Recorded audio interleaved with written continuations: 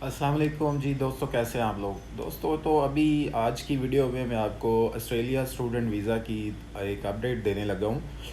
तो ये अपडेट ख़ास करके उन लोगों के लिए है जो फरवरी 2024 में अप्लाई करना चाह रहे हैं ऑस्ट्रेलिया स्टडी वीज़ा के लिए।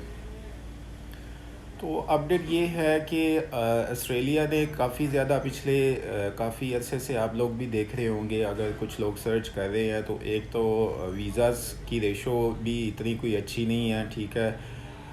बड़ी सारी नई चीज़ें वो लेके आ रहे हैं, ठीक है, और काफ़ी वीज़ा देने में भी तो तंग कर रहे हैं, ठीक है। और अभी मज़ीद जो है वो यूनिवर्सिटीज़ जो हैं उनकी भी पॉलिसीज़ जो हैं वो चेंज हो रही हैं। जैसे पहले यूनिवर्सिटीज़ जो बैंक स्टेटमेंट्स नहीं थी मांगती, वो उन्होंने भी बैंक स्टेटमेंट्स मांगना शुरू कर दी, ठीक है।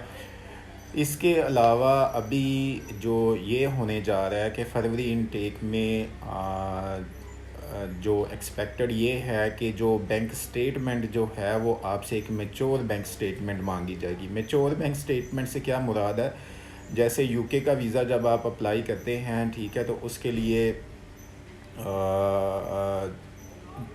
28 दिन की बैंक स्टेटमेंट जो है वो आपको देनी पड़ती है, ठीक है।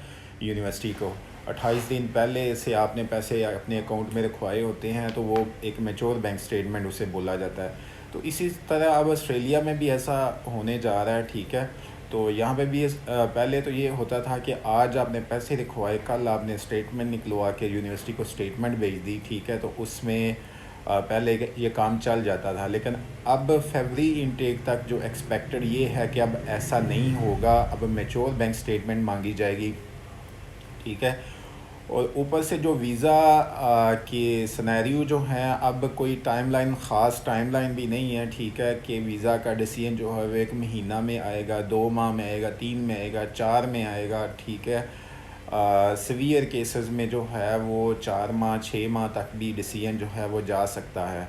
तो अभी फरवरी इनटेक में समझ लें कि अब वो लोग रिस्क लें, वो लोग अप्लाई करें जिनके तो पैसे भी अपने हैं बैंक स्टेटमेंट वाले। फ़र्ज़ करें जिनका को 70-80 लाख अपना बैंक स्टेटमेंट में अपनी ज़ाती अमाउंट उनकी पड़ी है और उनको कोई एमरजेंसी नहीं है अपने पैसे यूज़ करने की, इस्तेमाल करने की, ठीक है।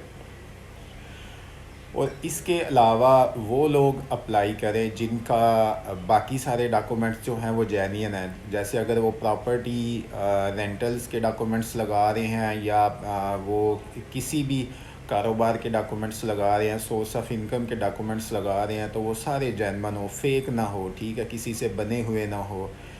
अगर बने हुए भी हों तो उनकी वेरिफिकेशन जब हो तो वो वेरिफिकेशन जो है वो एक्चुअल हो, उसका कहीं पे रिकॉर्ड होना चाहिए लाजमी, ठीक है। ये ना हो कि वो सिर्फ पेपर स्टाम्प पेपर ओरिजिनल हो लेकिन पीछे रिकॉर्ड कोई ना हो, ठीक है।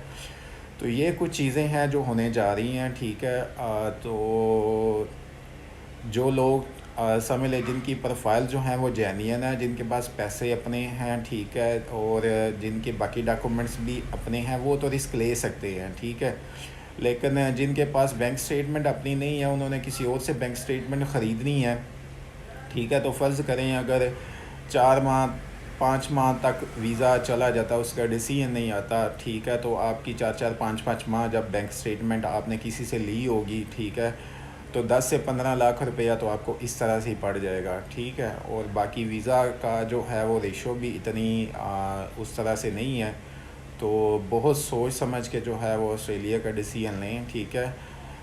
इसके बरक्स यूके जो है वो अभी भी वीज़ाज़ जो है वो ग्रांट कर रहे हैं, ठीक है। स्टडी वहाँ पे भी सस्ती नहीं है, बैंक स्टेटमेंट भी वहाँ पे अच्छी खासी चाहिए, लेकिन वहाँ पे डिसीजन जो है वो जल्दी आ रहा है, ठीक है। और आपको बैंक स्टेटमेंट भी है, सिर्फ 28 दिन की bank statement, mature bank statement चाहिए, ठीक है जी। तो दोस्तों वीडियो अगर आपको अच्छी लगी है तो वीडियो को लाइक कीजिएगा, सब्सक्राइब कीजिएगा, शेयर कीजिएगा। अस्सलाम वालेकुम।